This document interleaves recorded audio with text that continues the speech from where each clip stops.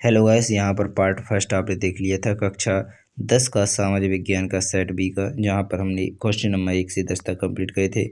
यहाँ पर question number 11 से 23 तक के संपूर्ण क्वेश्चन हल किए जाएंगे। तो चलिए बिना टाइम खराब किए वीडियो को एंड तक देखना ना भूलें। अगर आपने अभी तक पहली वीडियो यही देखी है तो पहली जो मैंने अपलोड की है पार्ट फर्स्ट, उसे जाकर देख लीजिए। वहाँ पर हमने क्वेश्चन नंबर सामाजिक विज्ञान का ही और जैसे और भी विषय उनका भी किया है, पर सामाजिक विज्ञान का 10 तक कंप्लीट करा दिया गया था।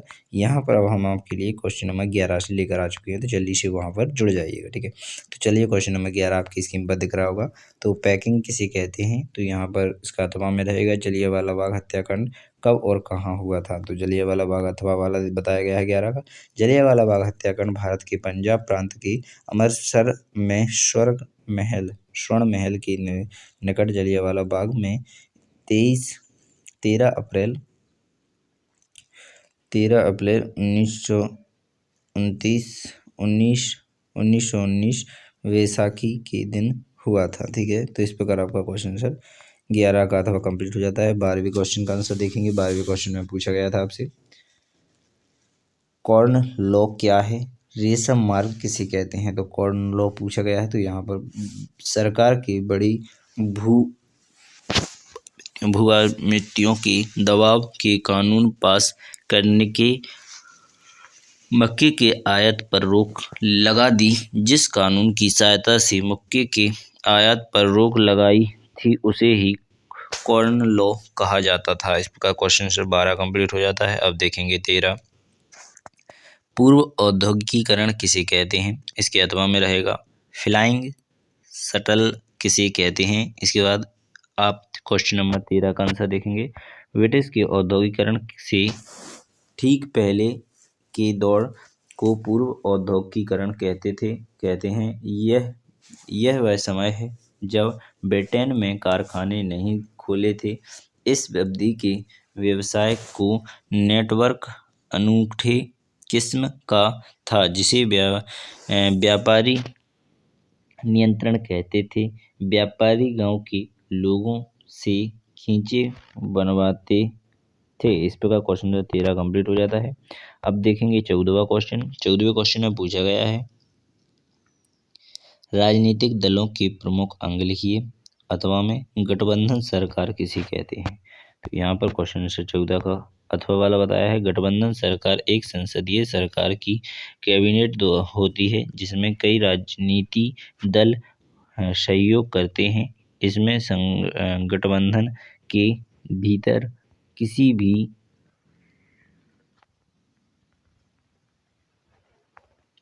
एक दल का प्रभुत्व कम रहता है। इस व्यवस्था का आम कारण यह दिया जाता है कि कोई दल अपने बलबूते संसद में बहुमत प्राप्त नहीं कर सकता। तो इस प्रकार क्वेश्चन 14 कंप्लीट हो जाता है। अब देखेंगे 15वां क्वेश्चन। 15वें क्वेश्चन में लिखा हुआ है, लोकतंत्र किस तरह उत्तरदायी जिम्मेवार और वैध सरकार का गठन करता है। इस प्रकार क्वेश्चन नंबर 15 हो जाएगा। 15 का अथवा में दिया जाएगा, भारत एक लोकतांत्रिक देश है, स्पष्ट कीजिए। तो 15 का उत्तरदायी ऊपर वाला क्वेश्चन दिया गया है, यहाँ पर आप पूरा देख लीजिएगा। स्क्रीन पर लिखा है, उत्तरदायी सरकार लोकतंत्र एक उत्तरदायी सरकार है क्योंकि यह लोगों की सरकार है, लोगों द्वारा बनाई गई तथा लोगों के लिए लोग सरकार बनाने के लिए अपने प्रतिनिधित्वों का चुनाव करते हैं। प्रतिनिधित्व लोगों के प्रति जिम्मेवार होते हैं। लोगों को अधिकार है कि यदि वे प्रतिनिधित्व के कामकाज से संतुष्ट नहीं है तो अपने प्रतिनिधि बदल सकते हैं। जिम्मेवार सरकार लोकतंत्र सभी प्रक्रियाओं को मानकर निर्णय लेती है। लोकतंत्र में लोगों को यह जानने का अधिकार है कि निर्णय पूरे फायदे कानूनों के अनुसार किया गया है। इसे पारदर्शिता कहते हैं। यह चीज अक्सर गैर लोकतांत्रिक सरकारों में नहीं होती है। वैध सरकार, ठीक है, लोकतंत्र सरकार एक मामले में चित्र निश्चित रूप से अधिक अन्य शासनों से बेहतर है। यह वैध शासन व्यवस्था है।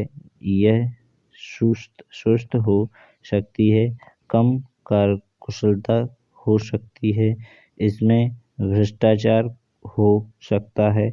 यह लोगों की जरूरतों को कुछ हद तक अनदेखी कर सकती है, लेकिन लोकतांत्रिक शासन व्यवस्था लोगों को अपनी शासन व्यवस्था है। इसी कारण पूरी दुनिया में लोकतंत्र के विचार के प्रति जबरदस्त समर्थन का अभाव है। लोग अपने द्वारा चुने गए माननीय प्रतिनिधित्वों का शासन चाहते हैं।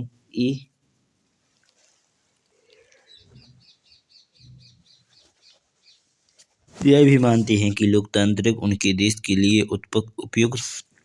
उपयुक्त है। अपने किस लिए समर्थन पैदा करने की लोकतंत्र की क्षमता भी लोकतंत्र एक परिणाम ही है और इसकी अनदेखी नहीं की जा सकती।